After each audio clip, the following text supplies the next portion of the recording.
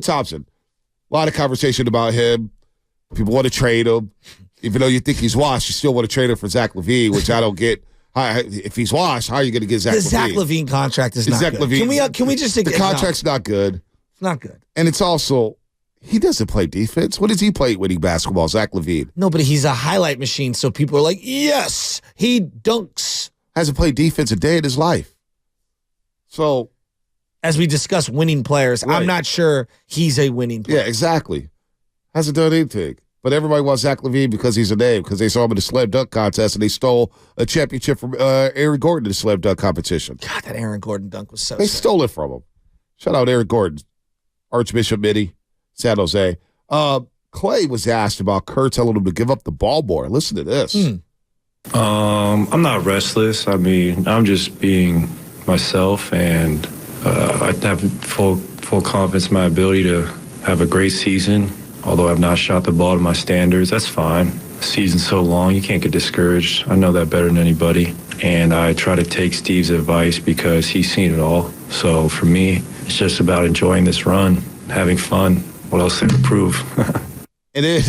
I like that laugh. That's really powerful right there. And then Curry. Okay. Curry was asked the same thing, and I'll let you finish it, Pesky. Yeah, the ones he made in the first quarter were all off of good ball movement and action.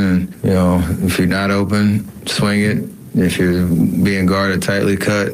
Simple stuff, but it's about trusting the offense that is gonna come. And like I said, it's tough because I've been through spurts where you're not making shots and you're trying really hard to get it going. Like that's a shooter's nature. But it is kind of the beauty of the game when the ball is moving. It usually finds the right guy, especially the way that we play. There are times in life where someone's giving you a message, but you don't like the person for whatever reason. You don't think the person who's giving the message is worthy to, give it to you. Like you won't listen to it. Even though the message might be correct, it's like, yeah, but look who it's coming from. Like check yourself in the mirror, right? And everyone wants to replace Steve Kerr. Now, how many coaches in the league right now have the cachet to be able to have a legitimate conversation with someone in Klay Thompson, who Klay, as we acknowledge, better at what he does, even if he's diminished or not what he once was, better at what he does than 99.9% of the people who work in any field are at what they do, right? Exactly. We all can acknowledge that. How many coaches can actually deliver that message and Klay Thompson will actually soak it in? And this isn't about Klay being in denial. I'm talking about, like, legitimately, if that came from Coach X, I don't know if it lands the way it does coming from Steve Kerr. Yeah, no, that's a good point. It's a good point. And probably Steph Curry's talking to him as well. And you get Chris Paul talking to him.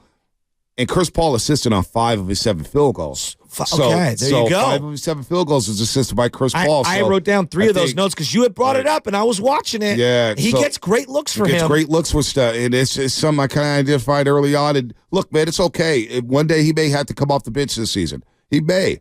But understanding that the person on around him can create good shots for him, and he needs that help. Yes. So that's fine. But Klay Thompson is still in a league that is full of shooting, that prioritizes shooting.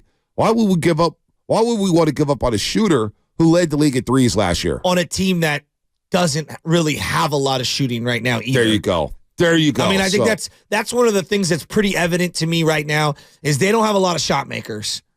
So we could argue about where Klay is and the volume of shots that he's taking. I'm going to ask any Warrior fan, you write down who you want getting open looks, and I guarantee Klay's in the top 2 or 3. Yeah, no doubt. And what's funny is after the Denver game, we're all encouraged, right? We're all talking about, man, this team's in a good spot. They're 6-3. Klay Thompson is shot discernment. He's patient. He had a few bad games. We all freak out. Why did we do this over the course of 82 games with the Golden State Warriors? Why? Because we're emotionally attached to a team that we don't. This is why. I want to know. Yeah, because I don't get it. And maybe I'm wrong. I'd love to hear from others, but for me, they've brought me so much joy, and I love them so much. I know at some point it will end, but I don't want it to end yet. I just don't. Want it to end yet. Nobody does. But Bonte, we all understand Father Time's undefeated. Yeah, no doubt. Right? Patriots fans never thought it was going to end, right? But in the back of their mind, they knew, like, once Brady got on, it was done. Well, I think they might have even said to themselves, well, wait till Bill gets a quarterback. You know, Right. now today they're in denial. And I think a lot of Warrior fans, at least I know for myself, and as I raise my hand, it's like, I don't want this to end. Right. So at the first sight of decline, we're going to panic and freak So out. why though? See, that's Because my we're question. emotionally attached to this era. 888-957-9570. But we do this in every sport. And I do wonder why we do this after one game. I get guilty of it sometimes as well. But when it comes to basketball, know that it's an 82-game season. I'm a little more reserved. Even with baseball, I like to wait until around June to really, okay, what is this team? What is this team? Now, sometimes you could identify a bad baseball team in May. Sometimes you could identify bad pitching in May.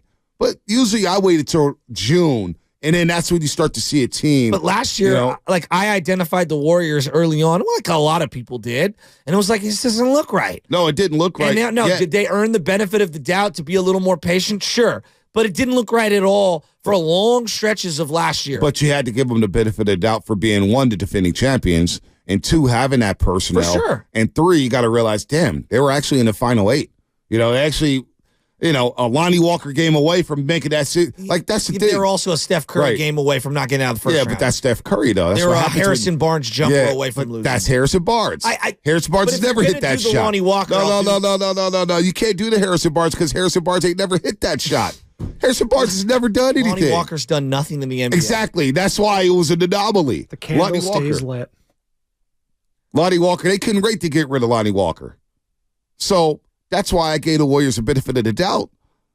It's like, all right, maybe they do. But no, it didn't look right because we all know what happened to training camp. And that stink that happened early in the season, they were never able to. Well, they just didn't play well. They didn't play good basketball. But the great players are capable of dropping 50. Sure. We watched Kevin Durant drop 50. Steph Curry, that's what he does. He can light your ass up. That's why he's one of the 10 best players of all time. Real quick, Lonnie Walker against the 76ers 2 days ago. 26 points, 9 of 17, 6 of 11 from beyond the arc. So he's having a good year, Lonnie Walker. Who's the Nets? The Brooklyn Nets. What's the Brooklyn Nets record? Something. But he's having a good year. Yeah, I don't even think they're in the play-in tournament right now. So the Warriors might be in the play-in tournament. But that's how crazy last year was that, God, they win game 4 of that series. It's a 2-2 series coming back to Chase Center. Okay, but you okay. I'm not Can giving you also acknowledge they could have easily lost to the Kings? How? Like, if we're going to play it should have been a 2-2. I mean, you have to play the other side of the spectrum. I'll play the other side that maybe they could have lost to the Kings in Game 7. They had home court advantage. But I'm not buying the Harrison Barnes if he makes that shot. When has Harrison Barnes made a shot they counted? When has he ever made a shot he they had counted? A wide open look. I'm just saying. When has he ever made a shot when they has counted? Lonnie Walker Harrison Barnes has never made that shot. Never. That's why he's not a member of the Golden State Warriors, and I hate disrespecting him because he's a nice guy. But he's never hit that shot. And now Kings fans, you know what they're telling me? Damn, I wish we didn't have Harrison Barnes. So now I've got to explore this. Harrison gets the ball, and you're like, turn the TV off. Don't need to watch it. No, I was actually working. Everybody, the shot was in the air. We all did the same thing. Oh, no. No, I was just like. And then the minute it missed, ha ha. No, I smiled the whole time, said, oh, Harrison Barnes, this is his career. And it clicked, and I just turned around and laughed and said, let's start the postgame show. Everybody's heart dropped. Let's start the postgame show. I'm with Bate. I was at the game. The minute Barnes started pulling up for that shot, I was like, thank goodness we're going to win that game. The ball did not even leave his hands yet. I was like, already pack it up. I am good to go. We just won this game. You did what my dad did with Jimmy G in the NFC Championship game? The ball's in Jimmy G's hands. Drive to go. I'm packing up. I'm ready to go. Yeah, that's Jimmy Garoppolo. Him and Harrison Barnes are in the same boat. When Harrison Barnes is shooting it, we're going to all feel better about ourselves. When the Cleveland Cavaliers in Game 7 back in 2016, where Harrison Barnes rolls up, everybody was like, damn it. Cleveland was like, yes, yes, yes. And that's why Harrison Barnes is no longer a member of the Golden State Warriors. I guess I'm alone on that. Yeah, this is why Draymond Green was calling Kevin Durant from the parking lot moments after Game 7. Hey, KD, we need you in the Bay, dog. And Harrison Barnes was his draft classmate. Nobody was worried about Harrison Barnes. Now Sacramento, they're trying to figure out ways to get rid of Harrison Barnes. Mike Brown's trying to, dude, Harrison Barnes. The Kings didn't want to re-sign him. They had no choice. Well, they had choices. I mean, everybody's got choices for you. But listen, man. Hey, Sidoni, I knew you would love that. But you know what? It is wild, though, like after, it's a long season with this team. and they were 6-3. We were so encouraged. And it was just amazing to me that it took 2 games. All of a sudden, say Klay is washed again. Well, no, but it was also games. That's all I wonder. Where Steph Curry got hurt, and then Draymond got suspended for 5 games. So, well, it wasn't just 2 games. Guess what? When you don't have a top 10 player of all time playing for your team, you're going to struggle. Yeah. Steph is the system. Well, and he's missed 25, give or take games the last couple of seasons. And so you're thinking, I don't know, is this going to be a sustained absence? And what's going on with Draymond Green out? So